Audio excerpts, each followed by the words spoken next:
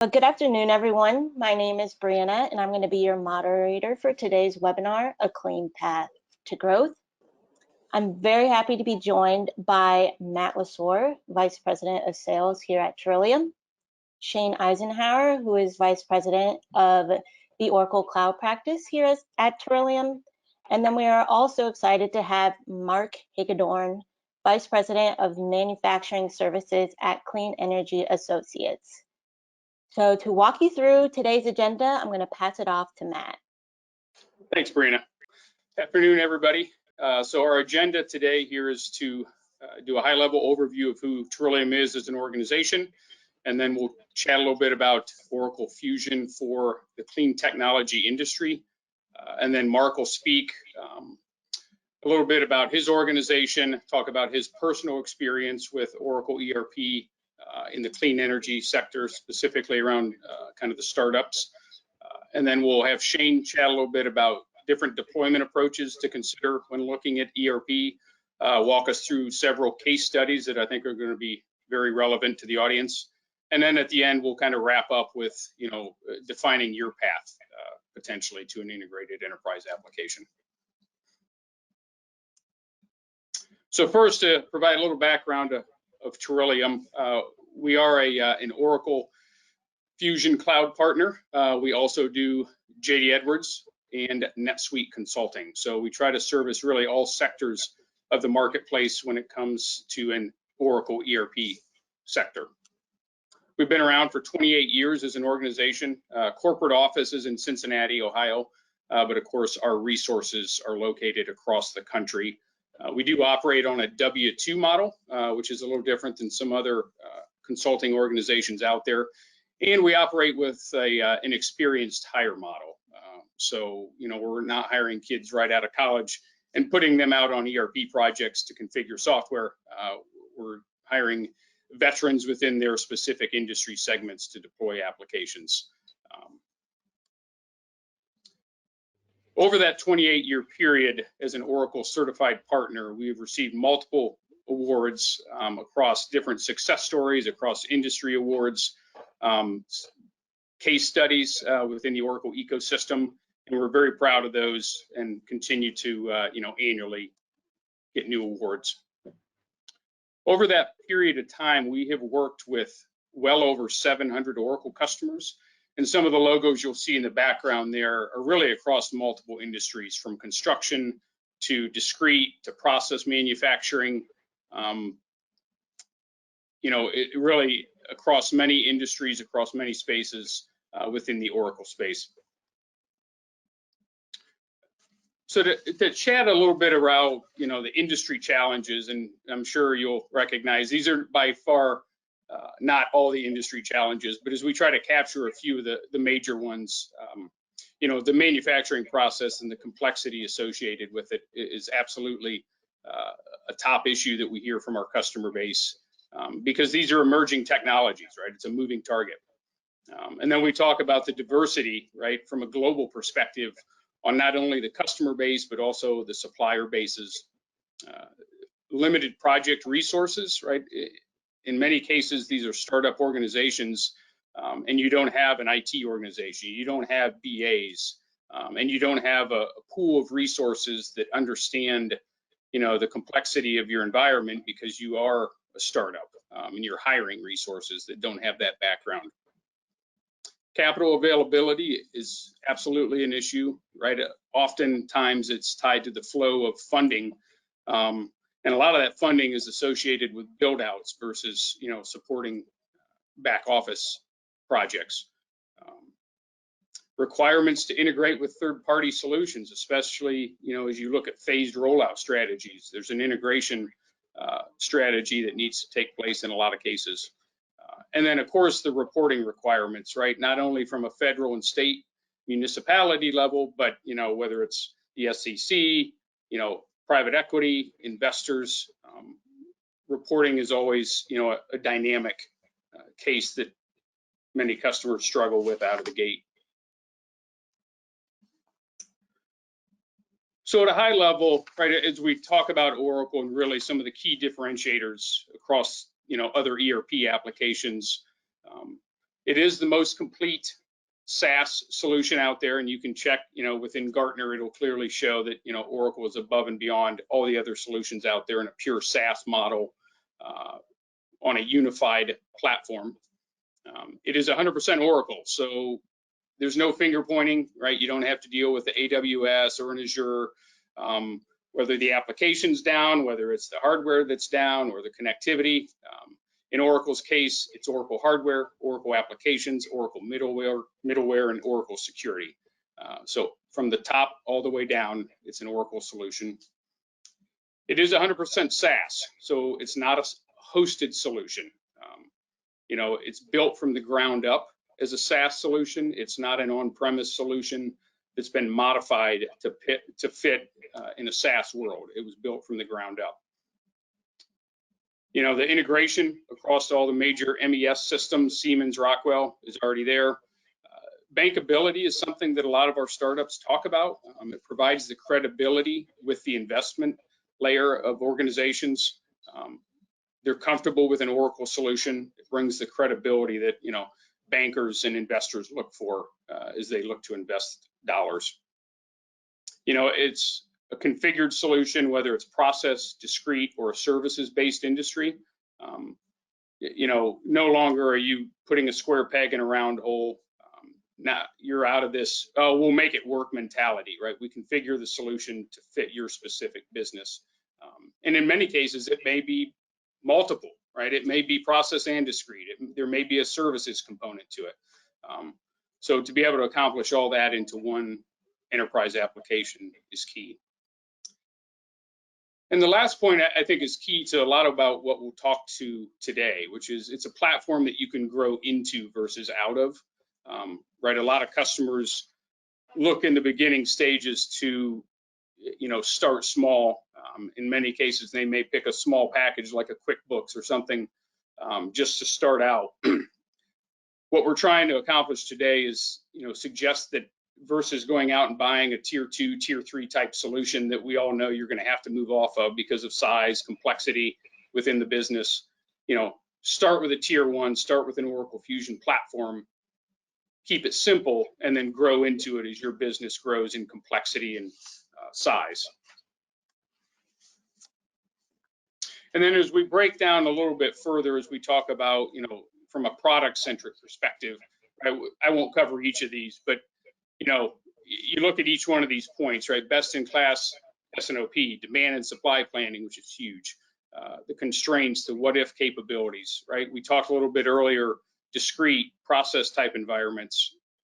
We can accomplish both those. Production scheduling, constraint-based.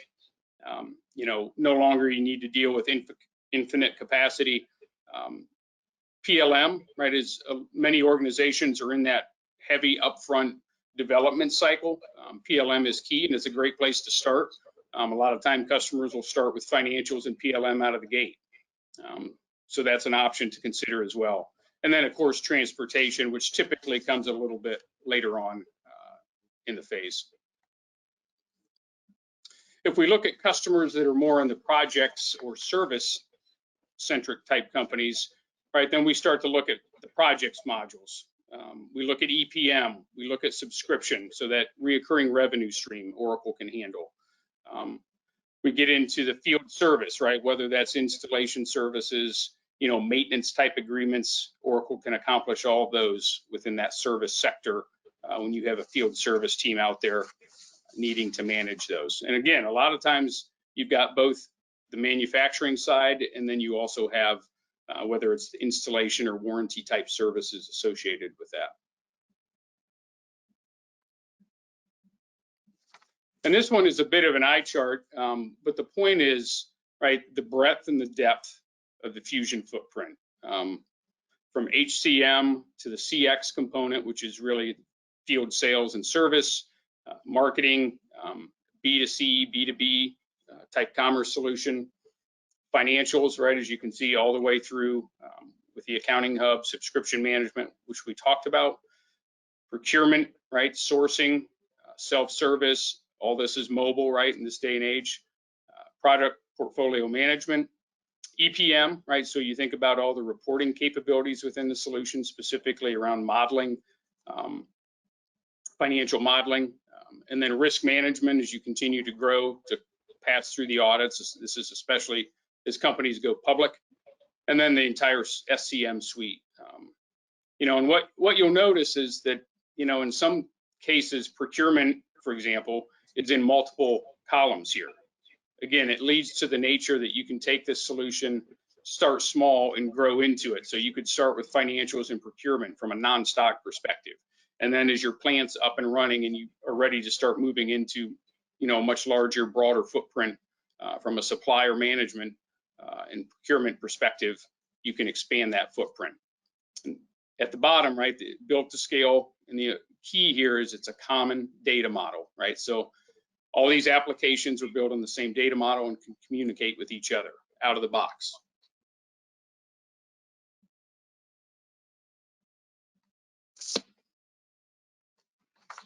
And with that, right, I think it's always great to get a customer's perspective. We'll have Mark chat a little bit about his industry experience. We'll talk about his experience within the sector and some of his rollout strategies he's utilized, not only as a customer, but now with Clean Energy Associates.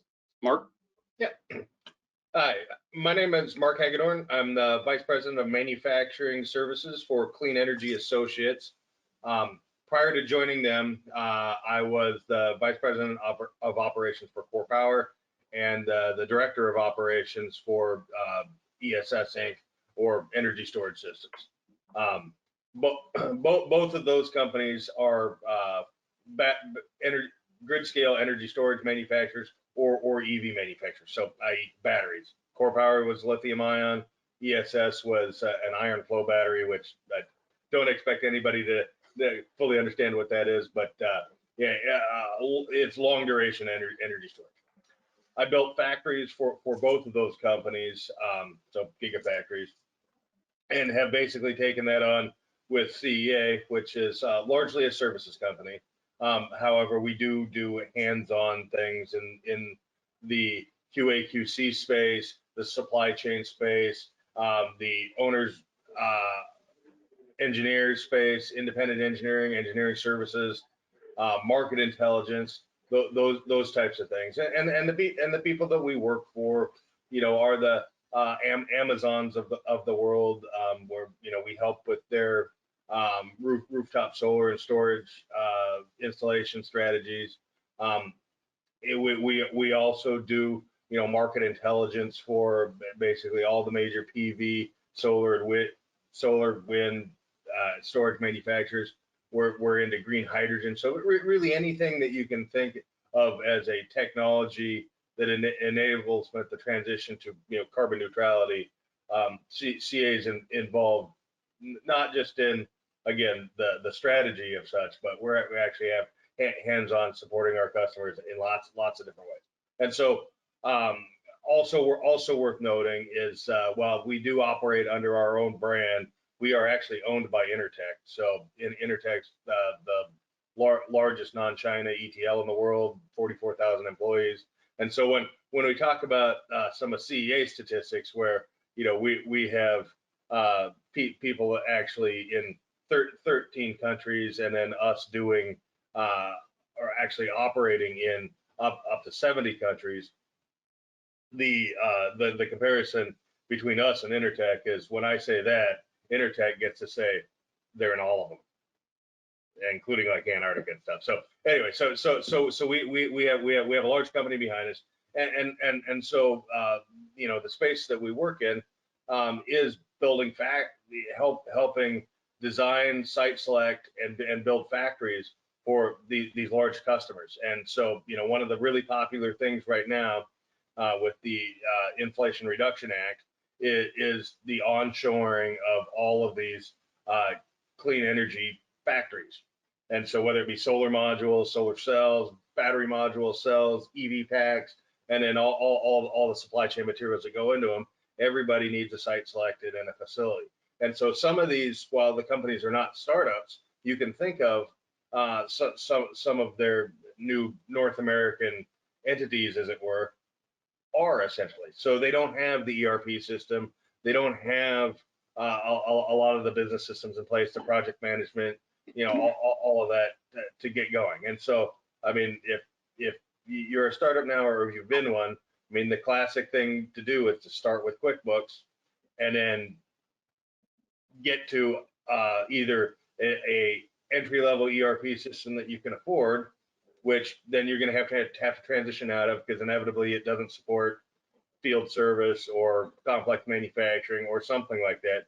But it gets you through a couple years. But then you wind up in a real enterprise level system that does manufacturing, that ties into all the other things, the human resources stuff, the different types of project accounting, all those things. You're gonna wind up needing. And so, in my experience, and kind of using this site selection scenario that we have a slide for as an example, like when you're starting and you're trying to find a facility or a place to put a facility, across the first 12 weeks of that project, all of these things that are bulleted out of here, you're doing.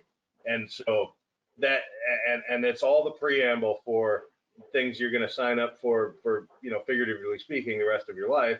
So, incentive management, financial reporting, investor relations, taxes, grants, all of those things that need to have a substantial reporting structure behind them, as well as the accounting and the ability to actually like work and function in there out of the box. And so if you're trying to do all that in QuickBooks, that sucks. I've done it. It's awful.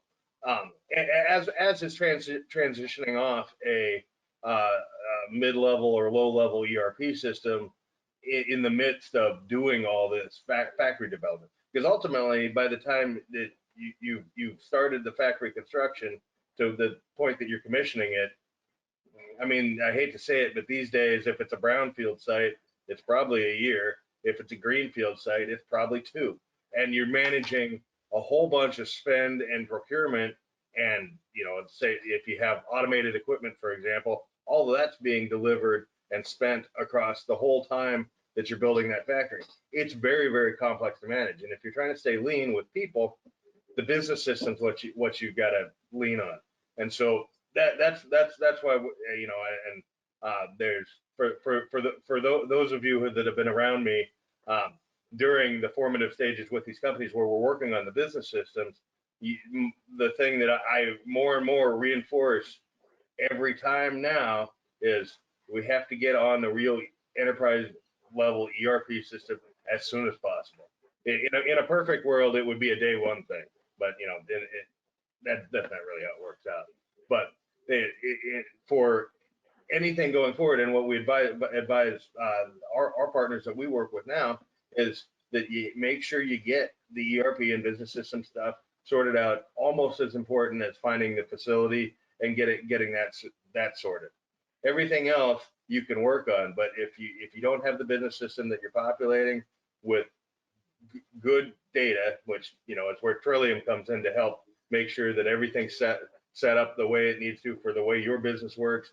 And if you don't know how your business is going to work, one of my favorite things with Turillium, and they probably find it a little bit annoying, is that they have the deep experience to be able to hold up a couple different bags of options for you on any given thing. So if it comes down to how you're going to do reporting, they can say, well, you can do it this way, or you can do it this way. These are the 2 common things. Let's pick one together and move on. And so that's a big difference where you don't have to figure out all the things yourself. You can leverage their expertise to really accelerate you into one of these systems.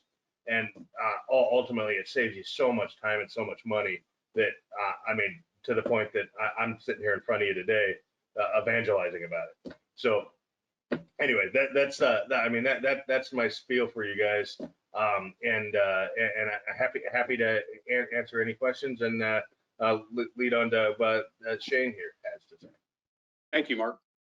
Thank you, Mark. Yeah, and Mark may have more comments as we actually, one of the case studies we have was an organization he was actually a vice president at. Yep. Thank you, everyone. So my name is Shane Eisenhower. I am responsible for our Oracle Fusion Cloud practice. I've been in ERP delivery for 25 years, 20 of it at Turillium. So next slide, please, Matt. And what I'm really going to cover are, 3 different organizations that we're working with that are all 3 clean tech, but very different companies with very different issues that they needed to solve for as part of their ERP project. What is common is they all have phases. Everyone's breaking these things up differently, depending on what things they're trying to solve. So the first one I'd like to talk about is Li-Cycle. Li-Cycle is based in Toronto, Canada, and they are a lithium-ion battery recycler. But what they are doing is taking everything from an EV battery from Tesla to the battery that came out of your drill at home. And step 1 is they harvest the metal called black mass. And then step 2 in their business process is where they're growing to distill that black mass back into elemental grade lithium ion battery materials, which solves a massive supply chain issue that's out there for anybody that's in the EV battery manufacturing. Next slide, Matt. So, Li-Cycle's challenges. They were newly public when the process started and very fast growth. They had purchased and implemented NetSuite roughly 10 to 12 months before realizing it wasn't going to scale. It wasn't going to meet their business challenges, specifically around supply chain. And they then purchased Oracle Fusion Cloud. So their challenge is they have a hub and spoke. So if you think about the equipment necessary to take black mass back to elemental elements, that's a very expensive factory, but shipping batteries all over the United States, also very expensive. So they have a diversified spoke system to harvest what was necessary and then send it over to the hub. From a process need perspective, that's process manufacturing all day, but the costing of such a thing is very difficult. Sometimes they're paying for the batteries, sometimes they're getting paid, and you're making the same product. Suppliers are customers, and for them, they were very much building the airplane while it was in the air. They are operational in a number of spokes within North America and in process of building their hub. So for them, knowing NetSuite could not really scale to what they needed to manage the spokes, they propped up some Excel spreadsheets and said, we need to solve that first. So they actually are starting the supply chain as their first phase, which is a little atypical. So finance is down the road for them. So we're interfacing back to NetSuite for finance. Once again, we were solving for resources and the finance team didn't have them. The supply chain team needed a tool. So again, there's lots of different ways to solve this Rubik's Cube. As we continue to progress with the Li-Cycle organization, they're going to bring up the hub, EPM, projects. So there's a large future there. Mark can help me up on this one. So Core Power is also a product-centric company. They're based in Coeur d'Alene, Idaho, and they are licensed today to sell battery technology that's made in China. The key thing that they were solving for, next slide, is a couple things in their network. Right now, they're focused on buy-sell. However, they are in the process of building a gigafactory within North America and Arizona. QuickBooks was already showing signs of not keeping up with just basic financial transactions and basic, dropship transactions. However, it was all about let's build this plane before actually getting in and flying it. And they have the right business leaders there to make those decisions. And on top of all of this, they decided to vertically integrate, also into a solutions company, so that the vision is they could build the lithium-ion battery, the rack, the storage system, and then install and monitor. So, a truly, vertically integrated business. And so for them, phase 1, to get off QuickBooks, put the right foundation down, put the right chart of accounts, put the right organization structure to grow into, and then build the manufacturing solution in advance of Coreplex being operational. And then come back around later and look at what are the additional opportunities. So especially with the company they acquired that's into the services, there's a big piece of field services, SCM or supply chain projects, EPM and product lifecycle management that are all part of the future phases, but they're timed out to when they can absorb those kinds of changes, both in terms of when am I ready, when do I have the resources, and when do I have the maturity to make the right business decisions, for my future. So Mark, I don't know if you want to add anything there. I think I got most of the highlights. I think he covered it, and I can only talk about so much here, obviously, but one of the elegance things in the Oracle product that was, it's certainly an advantage here is the ability to handle multiple sites and multiple locations and jurisdictions. And again, that coming back to why CEA we recommend the Oracle product for our factory development projects, basically overwhelmingly, is because that can be one of the more challenging things in the space, is dealing with the different tax structures, the different labor structures, possibly the similar but not exactly the same supply chains for different factories and facilities. Like that becomes really complex really fast. And so not only can QuickBooks not even help you with that, but you go into some of these other ERP systems, they don't have the ability to run off really more than one kind of like geographic location ish as far as the different accounting pieces, let alone project management and all of that. And keeping in mind, you're doing different kinds of accounting. It's, assuming you're, in business and producing at one of your locations, and you're trying to bring the other one up, you have a huge amount of CapEx going on. You've got spend that's not necessarily related to direct manufacturing and the facility you're developing, and you may be transferring things from your other facility over to the other one. And so having a robust system in place before all that stuff happens, which is essentially what they're kind of sharing here about Core, it's really important. If you try to do it in the middle of all of it, it's really hard, and you inevitably you wind up with some sort of big crash that you have to work through, and just sort of the nature of the thing. So always better to again try to get your ERP and product data management projects done up front and sooner, rather than wait and see how things kind of turn out, because often that winds up being too late. And I mean, again, the pain behind all of that stuff, it's so great that you don't ever want to go through it again. The other interesting thing worth noting is with the previous example of life cycle is they've got another interesting manufacturing and process challenge, is that like they were talking about converting the black mass back to elemental. That's very much the similar thing that the clean alcohol or green hydrogen guys go through, or some of the distillers, vintners, brewers, that type of thing, where in the case of say the alcohol, you have 1 bushel of corn doesn't necessarily equal so many gallons of alcohol every single time. It's plus or minus something based on product quality and a bunch of other things. And so when you get out of nonlinear ERP and manufacturing, that's really tough to deal with.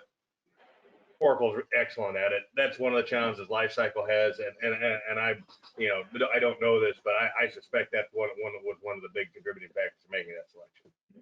Yeah, good point. Yeah, tracking just the for the black mass, every bag is going to have different amounts of lithium, cobalt, and they have to get the right mix to distill back to elemental. So being able to track product quality, what attributes that product has, be able to match that into a subsequent batch, also a key thing that Lifecycle is trying to accomplish. Yep. Yeah, Shane, probably the last point I'll make on Core here is, before they even broke ground on their manufacturing complex, they had already kicked off, and we were moving forward with phase 1 of the project. So definitely had the foresight, right, to get moving early on and do it right on the front end before they even broke ground on their actual facility. Yeah, and again, I mean, you're dealing with billions of dollars. It's not that you're sitting there with $250,000 that if you had to touch every single dollar bill, you could if you had to. And with the Gigafactory project of the scale a lot of these things are, you have to have the business system. I mean, I can't underline that enough. So the third one I want to touch on is a Boston-based company called Vanguard Renewables. Unlike the other two, this company is a very project-centric company also experiencing fast growth. Next slide, Matt. And so their challenge is they're number one, a project-based business, and they build facilities to digest organics into energy. Is one thing they do. The second thing they do is manure to renewable natural gas plants.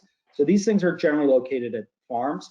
They all have interesting ownership structures, that are, either collaborative or where they're building a plant and then turning it over, or they're building a plant and then operating that on behalf of somebody else. So you get a lot of interesting legal structures that you need to account for.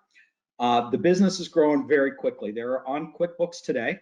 And if you look at the next couple of years, the number of plants they have will go from a small handful to 6x. QuickBooks is not keeping up. The finance team is absolutely buried, doing everything manually, both AR, AP, GL, no real project tracking. And they are recently backed by BlackRock Real Assets. And they're being forced into a real ERP. And what they had to solve for is time. They needed to be live fast with a deadline. And we adjusted scope to fit the time window. And we're going live on core finance. But phase 2, right after that, is really expanding finance capability and automation. It's about expanding into planning and budgeting, which is absolutely critical for a project-based business, to be able to look at what are my expenditures, what's my revenue going to look like. And those phase 2 items, what's interesting is once you get the backbone in, you can deploy these other things very agile, right? We don't need to wait for indirect procurement to deploy banking automation. So these things can be dropped in on their own separate timeline when the business needs them. And phase 3 will move into, really, and Mark had mentioned this a number of times, PPM or projects, which is a unique thing. Not all systems really have a good projects module where you can drive the activities, the assignment, the procurement, the inventory, the cost, the revenue recognition back to a project structure. So that's going to be a real fast follow for us out there. And then they're going to really build some supply chain management capability, because part of their business is one facility will take the organic matter that we need to track on the inbound, separate it into organics and packaging, and those things will go into different places and different facilities within the roadmap. So this is just a real 3 very different companies, all in clean energy, all with different paths to get to where their next step, and all of them are growing quickly, and we're happy to be part of all 3 of these companies' stories. Now, I talked about everything being different, and now I'm going to talk about a few things being the same. And I'm not going to spend a ton of time, but no matter how you sort out a phase to implement, the methodology and approach to be successful is the same. You might go through it faster, you might go through it slower, but the steps of our approach are the same ones we've used on all of our projects over very many years. And we've got, the templates, we've got a point of view when we get to, any kind of decision of which way we should go. But that's our methodology that we use no matter what size the project is. A couple other things that are common, next slide, especially in clean tech, is there's a simple rule to staffing these projects. All organizations we work with are at different spectrums in terms of getting personnel on board. So there's a 25-50-25 rule. And what that really means is that 25% of the work in any one of these projects has to come from the client organization. 25% has to come from the consulting organization who knows the software. And then there's the big 50% in the middle. So depending on the pressures of whether it's time or resources or cost, it's how we deal with the 50% to structure a project to make anybody successful. The other thing that you always have to tackle up front are some foundational elements. Whether even if you start with PLM with no financials behind it, you still need to think through, what is my future enterprise structure? What does my chart of accounts look like? My customer structures, my supplier structures, what is an item? And so, for example, in lifecycle, what is an item, right? I've got black mass. Is that one item, or do I have a different item for every chemical composition of black mass? So you have to think through some of these structures up front. While you might not be implementing these pieces for months and or years, This is part of really getting any project off the books. Now, most of these things can all change and evolve over time as the business changes. Vanguard, for example, is already exploring 2 or 3 very different businesses, and one of which is more product centric. And that'll have you come back, but the system will allow you to evolve and change your business. Business processes all can change, but you still want to have a pretty good idea of some of these structures going in, because other decisions naturally begin to flow off of them. Next slide, Matt. And from doing this for 25 years, my encouragement to anybody doing any kind of ERP project is, number one, make sure everybody's on the same bus, right? What am I solving and when? Always take advantage of leading practices, and when you're looking at your business processes, separate the what, and that's what a process does versus how it's conducted. Detail is great, but detail takes effort, and that's kind of another way to say, just because a system can doesn't mean it should. And that's about your implementation partner being good coaches as you go through these projects. But as a prospective client, make sure you've got the right people in the room and you understand how to make a decision. We like to use the software so you can see. So one of the things we're big about is, let's get some sample data, get it into the system. So if we're talking about an order to shipment flow, you're seeing your data, your process, and it helps people visualize. Durations on these projects a lot of times are driven by testing rounds, and testing rounds are ways to manage risk and help understand your to-be processes. But after all, any of these projects, we work with our client organizations. We have a whole organizational change group. We always have to communicate, because one of the things that's a reality in the 3 clean tech projects I just referenced is there's new decision makers showing up in the middle of the project. It happens.